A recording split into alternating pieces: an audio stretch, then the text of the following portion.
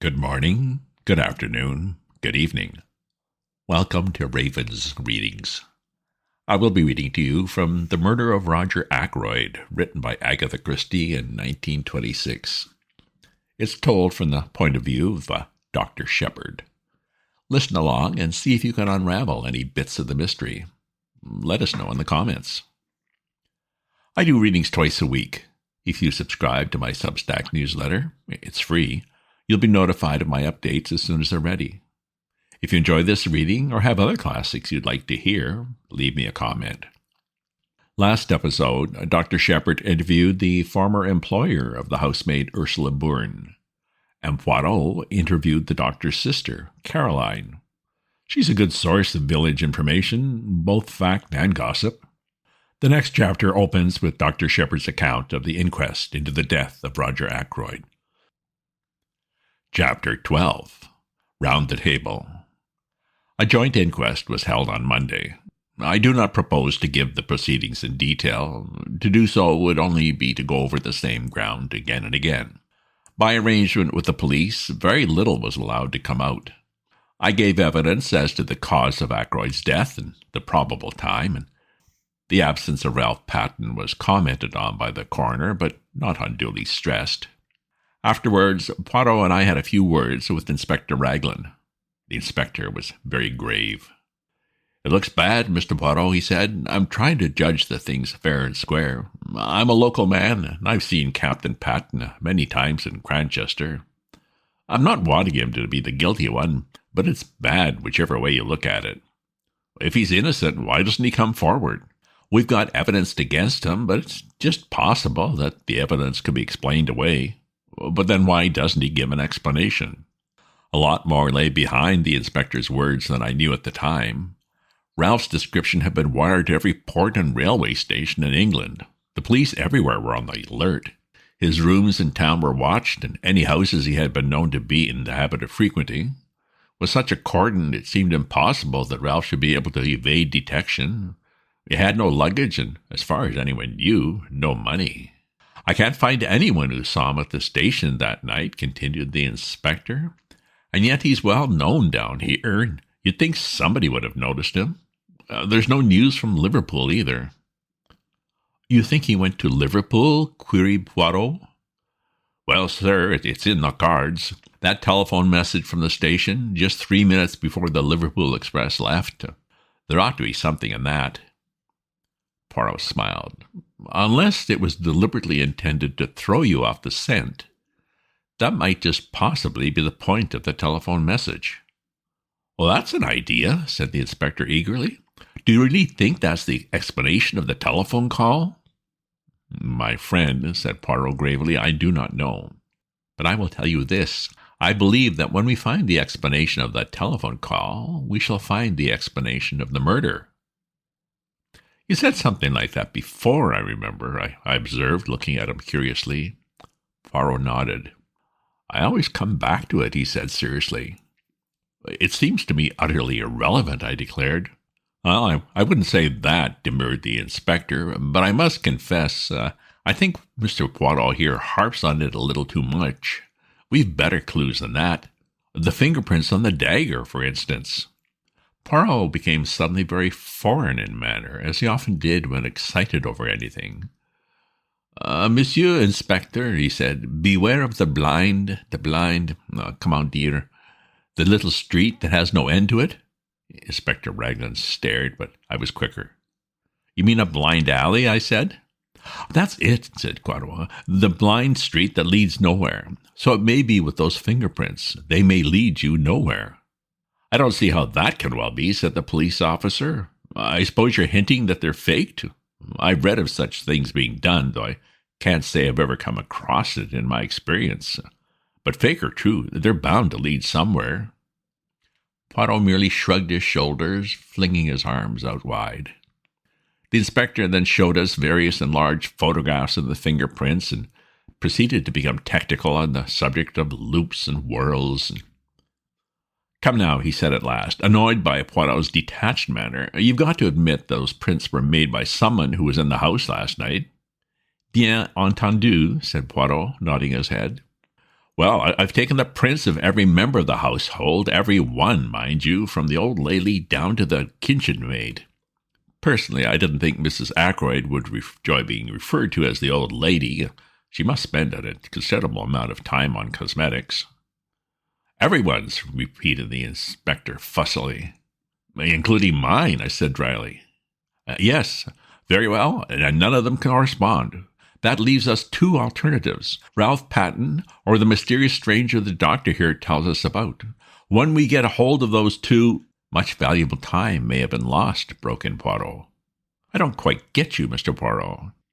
You have taken the prints of everyone in the house, you say, murmured Poirot. Is that the exact truth you're telling me there, Monsieur l'Inspector? Well, certainly. Without overlooking anyone? Well, without overlooking anyone. The quick or the dead? For a moment, the inspector looked bewildered at what he took to be a religious observation. Then he reacted slowly. Oh, you mean the dead, Monsieur l'Inspector? The inspector still took a minute or two to understand. I am suggesting, said Poirot placidly, that the fingerprints on the dagger handle are those of Mr. Ackroyd himself. It is an easy matter to verify. His body is still available. But why, said the inspector. What would be the point of it? You're surely not suggesting suicide, Mr. Poirot? Oh, no. My theory is that the murderer wore gloves or wrapped something round his hand. And after the blow was struck, he picked up the victim's hand and closed it round the dagger handle. But why? Poirot shrugged his shoulders again. To make a confusing case even more confusing? Well, said the inspector, I'll look into it. What gave you the idea in the first place? Well, when you were so kind as to show me the dagger and draw attention to the fingerprints, I know very little of loops and whorls. You see, I confess my ignorance frankly.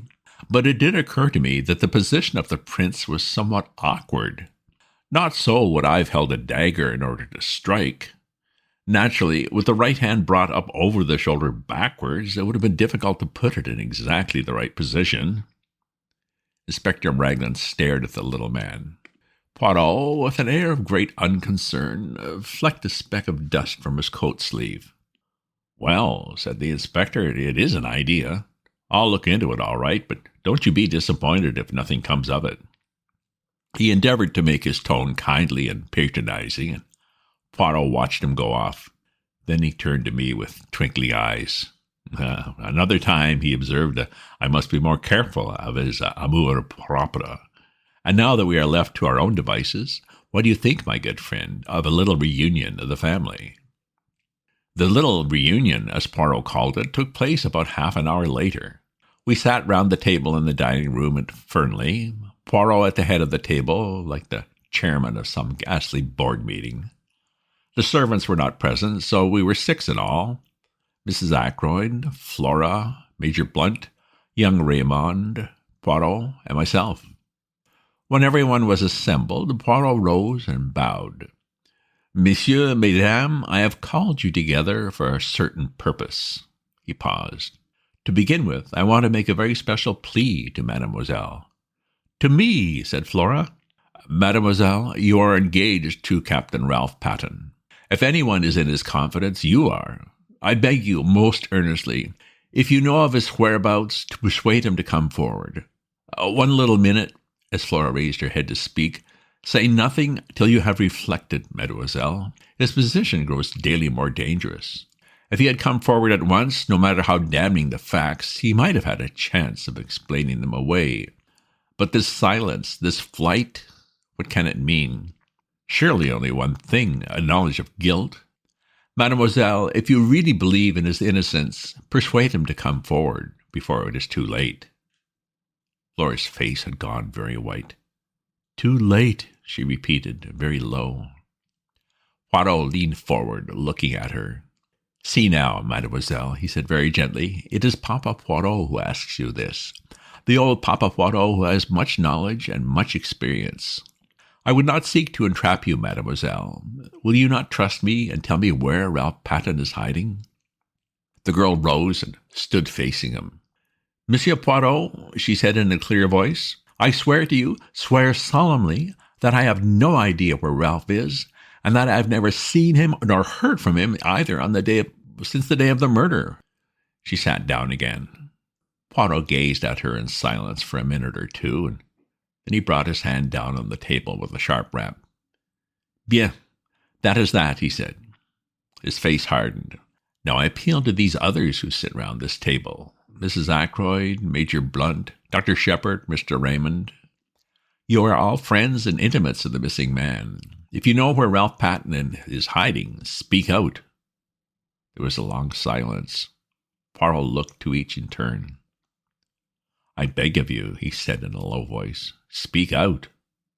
But still there was silence, broken at last by Mrs. Ackroyd. "I must say," she observed in a plaintive voice, "that Ralph's absence is most peculiar indeed. Not to come forward at such a time. It looks, as though there was something behind it. I can't help thinking, Flora dear, that it was a very fortunate thing your engagement was never formally announced." "Mother!" cried Flora angrily.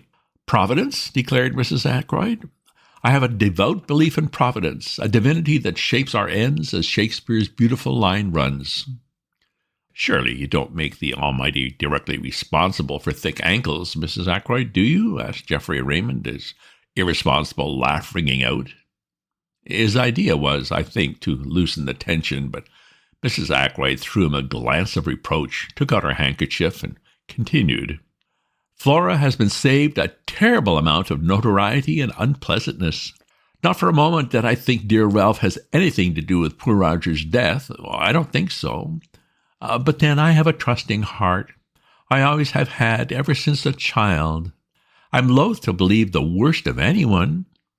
But of course, one must remember that Ralph was in several air raids as a young boy.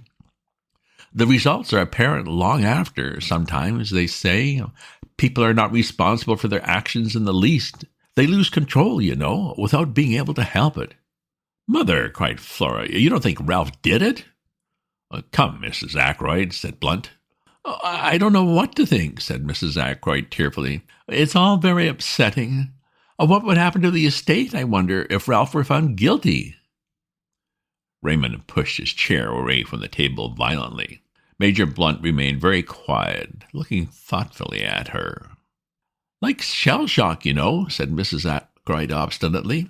"And I dare say Roger kept him very short of money with the best intentions. And sure, I can see you're all against me, but I do think it is very odd that Ralph has not come forward, and I must say I'm thankful Flora's engagement was never announced formally." "It will be tomorrow," said Flora in a clear voice. "Flora!" cried her mother, aghast.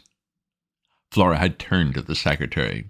"Will you send the announcement to the Morning Post and the Times, please, Mr. Raymond?" "If you are sure that it is wise, Miss Ackroyd," he replied gravely. She turned impulsively to Blunt. "You do understand," she said. "What else can I do? As things are, I must stand by Ralph. Don't you see that I must?" She looked very searchingly at him, and after a long pause, he nodded abruptly. Mrs. Ackroyd burst out in shrill protests, and Flora remained unmoved. Then Raymond spoke. "I appreciate your motives, Miss Ackroyd, but don't you think you're being rather precipitate? Wait a day or two?" "Tomorrow," said Flora in a clear voice. "It's no good, Mother, going on like this. Whatever else I am, I'm not disloyal to my friends." "Monsieur Poirot," Mrs. Ackroyd appealed tearfully, "can't you say anything at all?" "Nothing to be said," interpolated Blunt. "She's doing the right thing. I'll stand by her through thick and thin." Flora held out her hand to him. "Thank you, Major Blunt," she said. "Mademoiselle," said Poirot, "will you let an old man congratulate you on your courage and your loyalty? And will you not misunderstand me if I ask you most solemnly, to postpone the announcement you speak of for at least 2 days more?" Flora hesitated. He continued, "I ask it in Ralph Patton's interest as much as yours, mademoiselle." You frown. "You do not see how that can be, but I assure you that it is so. Pas de blague. You put the case into my hands. You must not hamper me now." Flora paused a few minutes before replying. I do not like it, she said at last, but I will do as you say. She sat down again at the table. And now, Monsieur et Madame, said Poirot rapidly, I will continue with what I was about to say. Understand this, I mean to arrive at the truth. The truth, however ugly in itself, is always curious and beautiful to the seeker after it. I am much aged, my powers may not be what they were. Here he clearly expected a contradiction. In all probability, this is the last case I shall ever investigate. But Hercule Poirot does not end with a failure. Monsieur et Madame, I tell you, I mean to know, and I shall know, in spite of you all. He brought out the last words provocatively, hurling them in our face, as it were. I think we all flinched back a little, except Geoffrey Raymond, who remained good-humoured and imperturbable, as usual. How do you mean, in spite of us all? He asked, with slightly raised eyebrows. But just that, monsieur, said Poirot. Every one of you in this room is concealing something from me. He raised his hand as a faint murmur of protest arose. Yes, I know what I'm saying. It may be something unimportant, trivial, which is supposed to have no bearing on the case, but there it is. Every one of you has something to hide. It may be something unimportant, trivial, which is supposed to have no bearing on the case, but there it is. Each of you has something to hide. Come now, am I right? His gaze, challenging and accusing, swept round the table, and every pair of eyes dropped before his. Yes, mine as well. I am answered, said Poirot with a curious laugh. He got up from his seat. I appeal to you all. Tell me the truth, the whole truth. There was a silence. Will no one speak? He gave the same short laugh again. C'est dommage, he said, and went out. End of chapter. Well, it looks like there might be something between Flora and Major Blunt, but she's also fiercely loyal to Ralph. As for Poirot's assertion that everybody is hiding something, he's likely right. Maybe not always something relevant to the murder, but we all have secrets. What do you think? If you subscribe to my newsletter, you'll get notified of my updates as soon as they're ready. If you enjoyed this reading or have other classics you'd like to hear, leave me a comment. Check out my other posts on my Substack at ravensview.substack.com. And remember to share this with your friends. Ta-ta for now.